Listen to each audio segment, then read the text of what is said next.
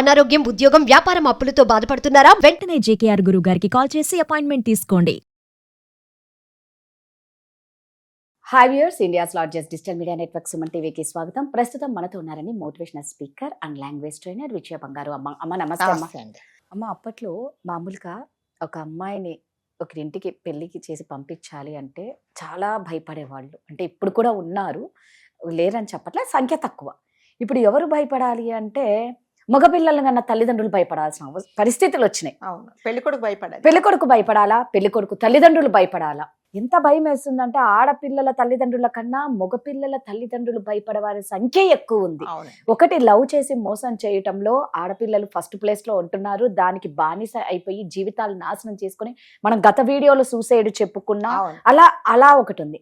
పోని చక్కగా ప్రేమించి వీళ్ళు లేచిపోయి పెళ్లి చేసుకున్నారు అంటే ఎవరు చంపుతారు? పిల్ల తండ్రి చంపుతాడు. ఎవరిని? అబ్బాయిని. ఇక్కడ ఎవరికి మళ్ళా ప్రాబ్లం? అబ్బాయికి. అంతా అరేంజ్డ్ మ్యారేజ్ చేసినారు, అందరు ఒప్పుకొని చేసినారంటే ఎవరు చంపుతారు? పెళ్ళాం చంపుతారు. ఇట్టకేలకు ఎవరు నాశనం అయిపోతున్నారు అంటే పెళ్లి చేసుకున్న అబ్బాయిలే నాశనం అయిపోతారు. ఎందుకమ్మా ఇలా అయిపోయింది? భార్యలు మోసం చేయటం, భర్తలను చంపటం ఎక్కువైపోయింది.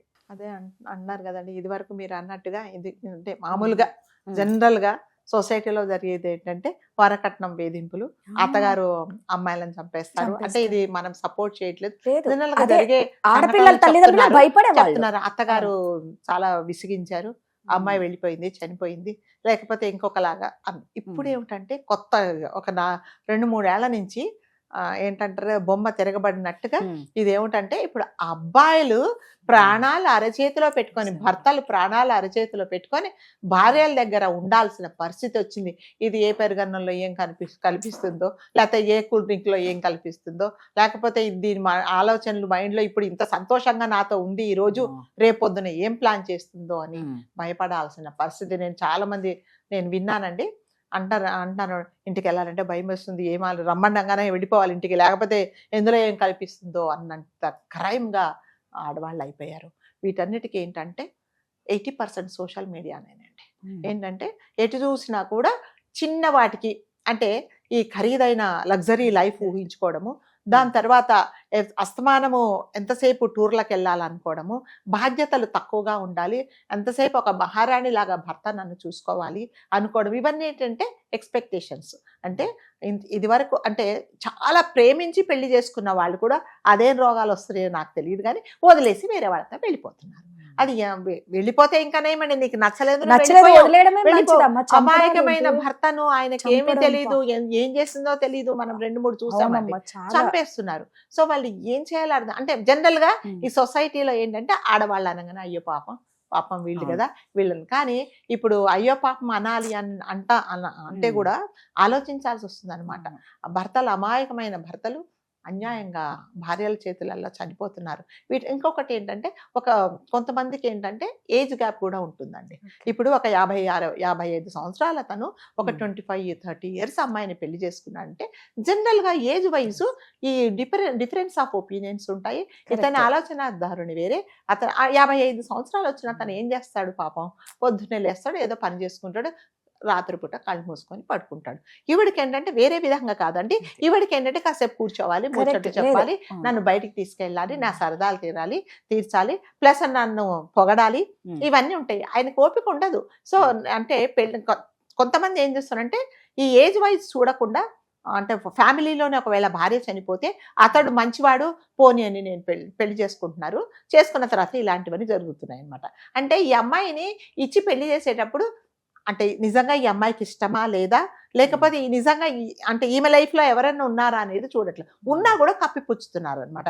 పెద్దవాడు నీకంటే కొంచెం పెద్దవాడు కాబట్టి నువ్వు చిన్నపిల్లవు కాబట్టి నిన్ను అతను నువ్వు ఏం తప్పు చేసినా కూడా అతను సర్దుకుంటాడు అన్న ధోరణిలో ఉంటున్నారు. కానీ మనం మొన్న చూసిన వీడియో 4 రోజుల కిందట ఒక ఆవిడే 55 సంవత్సరాలు అతను పెళ్లి చేసుకుంటే 3 పిల్లలను చంపేసి పెరుగన్నంలో. ఎందుకు అంటే పాత స్నేహాలు, పెరుగన్నంలో కూడా కాదు, గొంతు నులిమి అతి కిరాతకంగా. ఇవన్నీ ఏమిటంటే మళ్ళీ పాత స్నేహాలు బయటకు వస్తాయి. సో వాడేం చేస్తాడంటే, నువ్వు ఇంత అందంగా ఉన్నావు, ఇంత చిన్న ఏజ్ లో మీ 55 సంవత్సరాల వాళ్ళని పెళ్లి చేసుకోవడం ఏంటి అనేది లేనిపోని ఆశలు కల్పించేసినప్పుడు ఇలాంటివి జరుగుతున్నాయి. సో ఒకటే మనం ఆలోచించాల్సింది ఏంటంటే, అంటే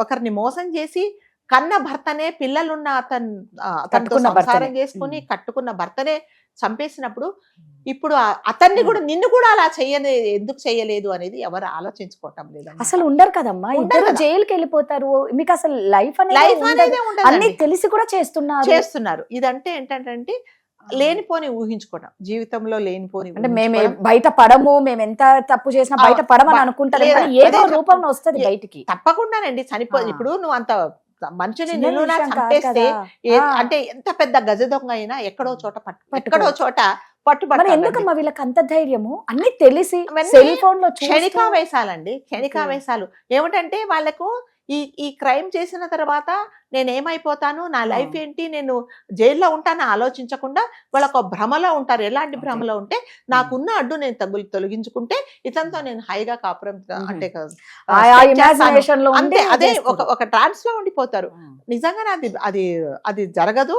తప్పకుండా నేను పట్టుబడతాను, నేను ఎటువంటి అంటే ఇతనితో నేను ఉండలేను అనేది అలా నిజంగా ఆలోచించుకుంటే అలా జరగదండి. అంటే చాలా మటుకు నేను ప్రత్యక్షంగా చూసానండి. ఆడవాళ్ళు అమాయకమైన భర్తలను చంపేస్తున్నారు.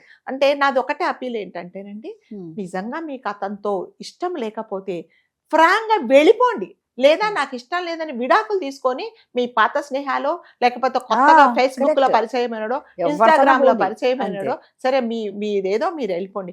ఎందుకు అతని ప్రాణాలు ఎందుకు తీస్తారు? ఆయన అంటే జరిగిన దాంట్లో మీరు చేసిన దాంట్లో అతని తప్పేముంది? తప్పేం లేదు కదా, అతనేం చేయలేదు. అతను ఉన్న దాంట్లో మిమ్మల్ని చక్కగా చూసుకున్నాడు, పిల్లలను బాగా చదివించుకుంటున్నాడు, మిమ్మల్ని ఉన్నంతలో సంతోష పెడుతున్నాడు. అంటే ఎక్స్పెక్టేషన్ ఏంటంటే ఈమెకు అంటే ఆమె పరిస్థితిని కంటే అతను చేయలేని దానికంటే ఈమెకి ఎప్పుడైతే ఎక్కువ కోరికలు ఉంటాయి అలాగే జరుగుతున్నాయండి. వీళ్ళిద్దరు అన్యోన్యంగా ఉన్నారు అంటే పిల్ల తండ్రి లేపేస్తాడు అంతే. అంటే పరువు నష్టాలు, పరువు హత్యలు జరిగిపోతున్నాయి. అసలు నీ బిడ్డ చేసిన తప్పుకి ఆ పిల్లగాడిని చంపడం ఏంటి చెప్పండి. అంటే ప్రాణాలు తీయడం అనేది చాలా అంటే సెకండ్ లో పని అయిపోతున్నది. బ్రెయిన్ కి వచ్చిందంటే చంపేయడమే. ఇప్పుడు ఏదైనానండి, ఇప్పుడు మనకు నచ్చలేదు అన్నప్పుడు మనం అక్కడి నుంచి వెళ్ళిపోతాము, అంతే కదా. రోడ్డు మీదకి వెళ్తూ ఉంటామండి, ఒక అసహ్యం కనిపిస్తుంది, మనం ఏం చేస్తాం, చుట్టూ ఆ వెనక నుంచి వెళ్ళిపోతాం. వేరే దారి ఇక్కడ ఉందా, ఇదే దారి ఉందా అనేది ఆలోచిస్తాం. ఇప్పుడు నీకు నచ్చనప్పుడు వెళ్ళిపో. పిల్లల్ని చంపడము, భర్తను చంపడం అనేది చాలా అన్యాయం అండి. ఇవన్నీ ఏంటంటే టెంపరీగా అట్రాక్షన్స్, తర్వాత అంటే ఇంట్లో పనులు వదిలేసి రీల్స్ చేసుకోవడం. రీల్స్ అంటే అందరు రీల్స్ చేయడం చెడ్డదని చెప్పట్లేదండి, ఇలాంటివి ఎక్కువ ఇది చేసుకోవడము. అంటే ఇంట్లో పనులు కూడా వదిలేసి ఇన్స్టాగ్రామ్ లో గంటలు గడపడము. ఎవరో అంటే పరిచయం లేని వ్యక్తి ఏదో చెప్పి ప్రలోభ పెడితే దానికి అట్రాక్ట్ అవ్వడము, నీ సొంత భర్తను చంపుకోవడము, పిల్లలను రోడ్డును పడడం అనేది ఇది ఎంతవరకు కరెక్ట్ కాదండి. ఒక్కటే ఏంటంటే నచ్చనప్పుడు చక్కగా వెళ్ళిపోండి, లేదా మీరు విడాకులు తీసుకోండి, చట్టపరంగా విడాకులు తీసుకోండి, మీ ఇష్టం వచ్చినట్టు చేసుకోండి. ఎవరి ప్రాణాలు ఎవరు తీసే రైట్స్ ఎవరికి లేవండి. దయచేసి ఆడవాళ్ళు, మరి ముఖ్యంగా ఆడవాళ్ళని ఎందుకు చెప్తున్నామంటే, అంటే ఆడవాళ్ళగా మనము ఎందుకు వాళ్ళని టార్గెట్ చేస్తుంటే, కొంతమంది ఎవరైతే ఇలాంటి ఆలోచనలు ఉన్నాయో ఒకసారి ఆలోచించుకోండి. అతను చంపినంత మాత్రాన మీరు ఇవాళ రాత్రి చంపేస్తే పొద్దున్నే అతనితో వెళ్ళి హాయిగా మీరు హనీమూన్కి వెళ్ళరండి, మీరు వెళ్ళేది జైలుకే. అది సో అది ఒకసారి మీరు ఆలోచించుకోవాలి. Thank you.